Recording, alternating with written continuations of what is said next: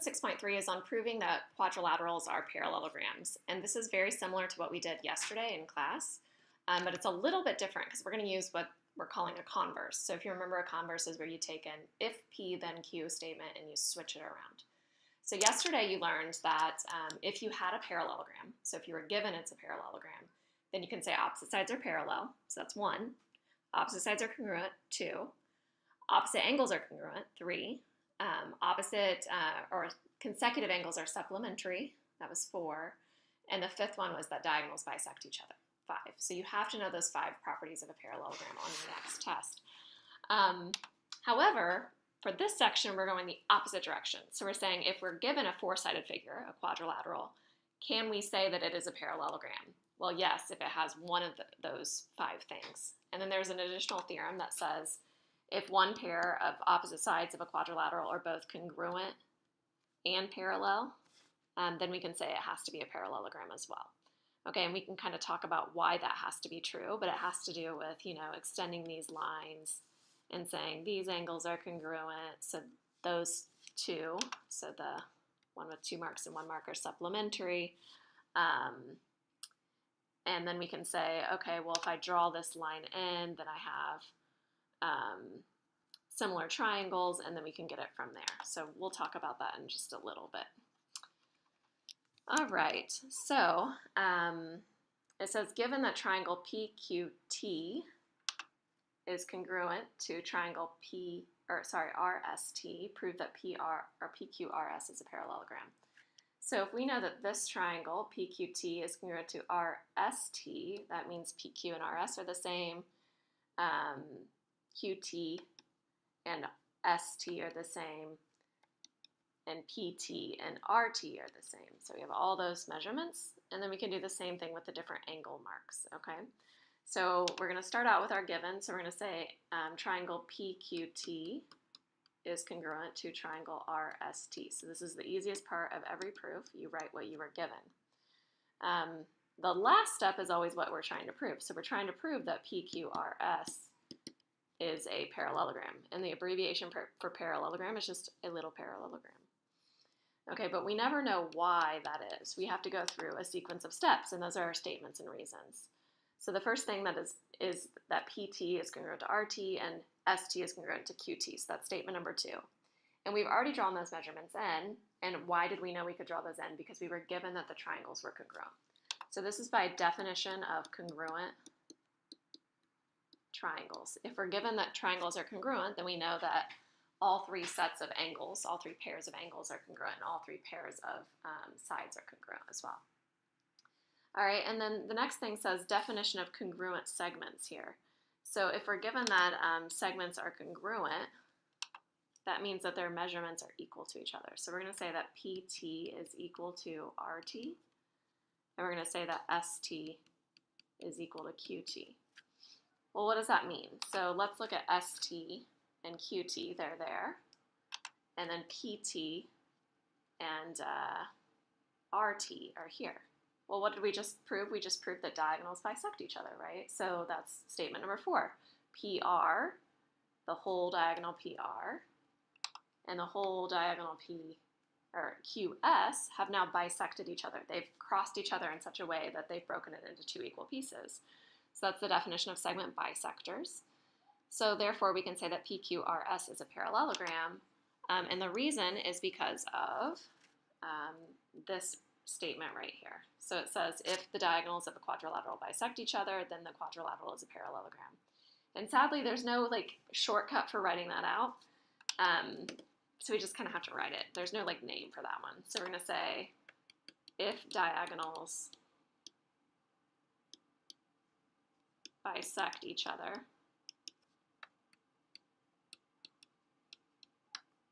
then parallelogram. And I'll know what that means. So you could say diagonals bisect implies parallelogram or something like that. All right, so that's our first proof of this section. So the next one, so it says if you are given that ABCD is a parallelogram and FE is parallel to DC, describe how to prove that ABEF is a parallelogram. So you were given originally that this whole thing, the ABCD is a parallelogram. Well, by definition of a parallelogram, we know that opposite sides are parallel, right? So we can say, okay, well, this and this have to be parallel to each other, right?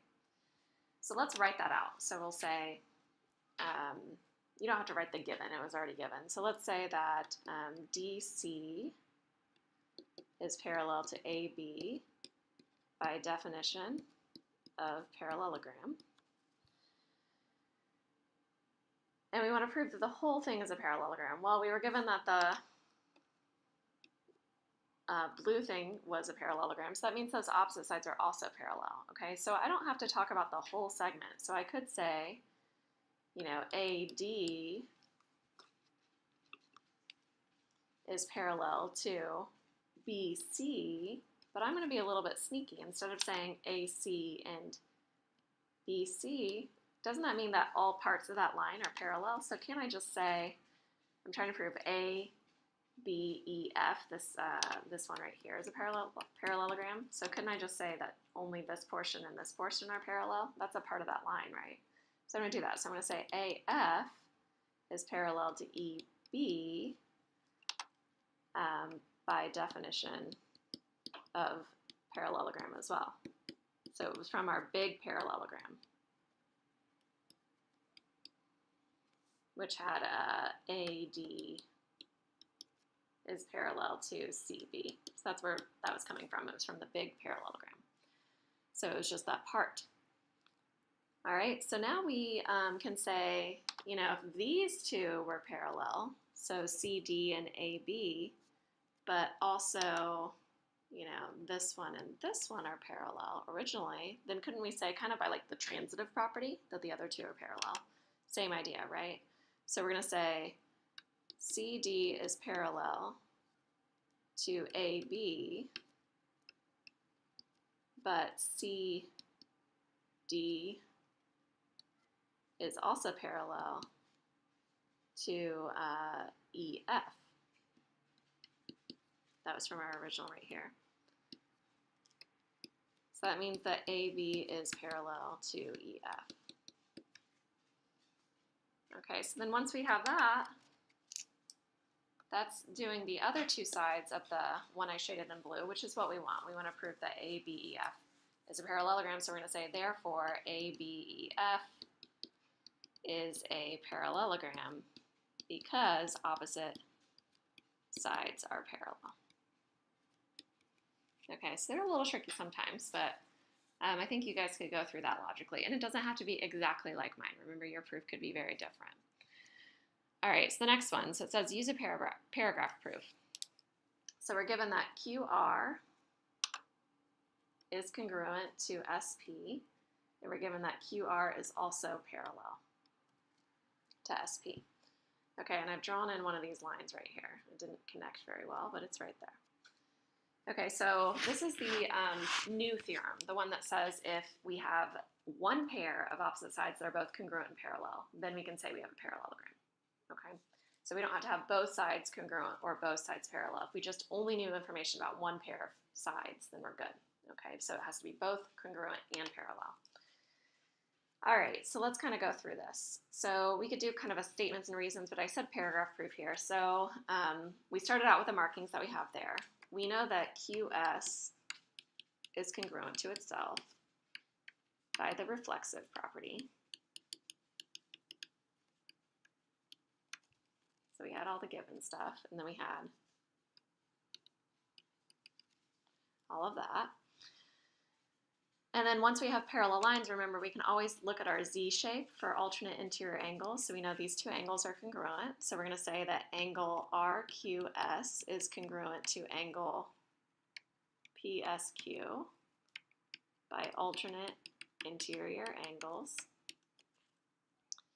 And then that gives us what we want. So we have three things. We have this side, we have this angle, and we have this side. Okay, so we're going to say that the two triangles are congruent. So triangle RQS is congruent to the whole triangle PSQ by side angle side. So once we have triangles are congruent, we can really say anything that we want. We can say, you know, all three sets of sides are congruent, all three pairs of angles are congruent. So let's think about what we want. We want that PQRS is a parallelogram. Okay, so if we can get that the opposite sides are also parallel, then we would be good. Or we could get that opposite angles are congruent. There's lots of different things we could do, right? So let's start with our sides. We have this side and this side are the same. Can we now say that this side and this side are the same? Okay, so let's think about it. We have CP, CTC, right? So if we look at our two triangles, we have QP, that was this one, and we have RS, right? So we can say that RS is congruent to PQ by CP/CTC. Then once we have that, we have one of those conditions that makes it a parallelogram. We have that opposite sides are parallel. So, so QRSP, maybe I should have used the correct order that they did in the original. So PQRS, I'll use it just like they did here, is a parallelogram then.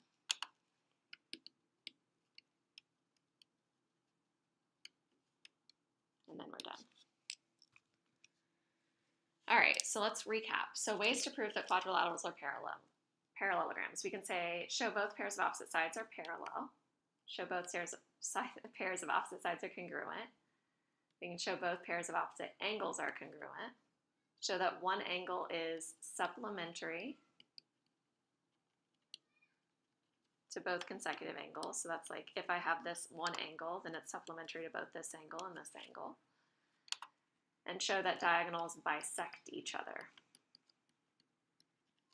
So those are the first 5. Those are the big ones. Those are what you learned yesterday.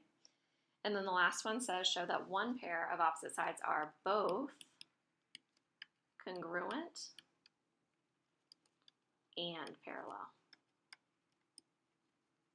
So basically, if you have your parallelogram and you have like this side and this side are parallel, but you also have markings that indicate that they're congruent, then you can say, okay, it's definitely a parallelogram then.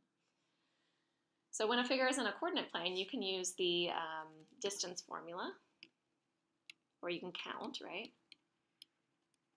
to show that sides are congruent, and you could use the slope formula to show that sides are parallel. So recapping, distance formula is the square root of x2 minus x1 squared plus y2 minus y1 squared. So this has been on almost every test, so you should know that by now. And then our slope formula is y2 minus y1, over x2 minus x1, okay? And you could use other things like maybe the midpoint formula to show that diagonals bisect each other. So there's other ways as well. So number 1 says show that A, which is at -1, 2, B, which is at 3, 2. So that's nice because they're on the same line, so I can easily count the distance 4 between them. C, which is 1, -2. And D, which is -3, -2, are the vertices of a parallelogram. Okay, so a couple different things I could do. So if I knew that these sides were congruent, notice how they're both 4 units long. And then I proved that A, D, and B, C are also congruent. Well, these ones I can't count. So you can't be like, oh, 1, 2, 3. It doesn't work that way, right? You'd have to do the distance formula for those. If I found those sides are the same as well, then I could say, oh, opposite sides are congruent, therefore we have a parallelogram. Okay, or we could use the slope. Now, personally, I think the slope is the easiest for parallelograms because it's really easy to count, right? Rise over run. So I'm not going to worry that these distances were 4. Instead, I'm going to talk about the slope of each one. So my slope of BC and my slope of AB is 0. Okay, it's just a perfect horizontal line. And my slope of BC is going to go up 1, 2, 3, 4 over 1, 2. So 4 over 2 simplifies down to 2. And the same thing here. So the slope for AD is up 1, 2, 3, 4 over 1, 2. So it's also 2. So once you have that, and if you just write it next to it like I did there, then we're good. So the slope of AB and DC are both 2, or both 0, I guess. and the slopes of AD and BC are 2. Therefore, so 3 dots mean therefore, ABCD is a parallelogram because opposite sides are parallel. Right? So if we have the same slope, that means we have parallel lines. Okay. So identify any quadrilateral that is a parallelogram, plot both on the left. So we're going to plot the first one, which is -3, 1. So that's G. And then H is 4, 1. I is 3, 6. And J is -1, 6. Okay, so this does not look like a parallelogram, right? So as you can see, if you draw these lines in, it looks like a trapezoid. So a trapezoid is going to be a shape that we're going to talk about next. And it's going to be where we have one pair of parallel sides, but those other sides, which we call legs, are not parallel. So the blue ones are called bases, but the sides are not bases. These are what we call legs. So this is not a parallelogram. And it's pretty easy just to see from the picture. So next one I'll do in red. So I have 3, -1. I have, oops, I put that in the wrong spot, didn't I? 3, -1. I had that other point in my head. I was thinking G. All right, so that's W. And then I have X, which is 4, 2. I have Y, which is 1, 5. And I have Z, which is 0, 2. Okay, so this one's looking more like a parallelogram. So again, if you wanted to prove that it was a parallelogram, you would find the slopes of each of those sides. I'm off a little bit. And you would show that it is a parallelogram. And I believe this one is. So yes, parallelogram. So let's count it real quickly just to make sure. If I'm going from this point down to this point, I'm going down 1, 2, 3 over 1, 2, 3. So the slope was -1. Same thing here. I go down 1, 2, 3 over 1, 2, 3. That's also a -1. And these other slopes, I go up 1, 2, 3 over 1. So the slope's 3. And this other slope is also 3. So it is a parallelogram then.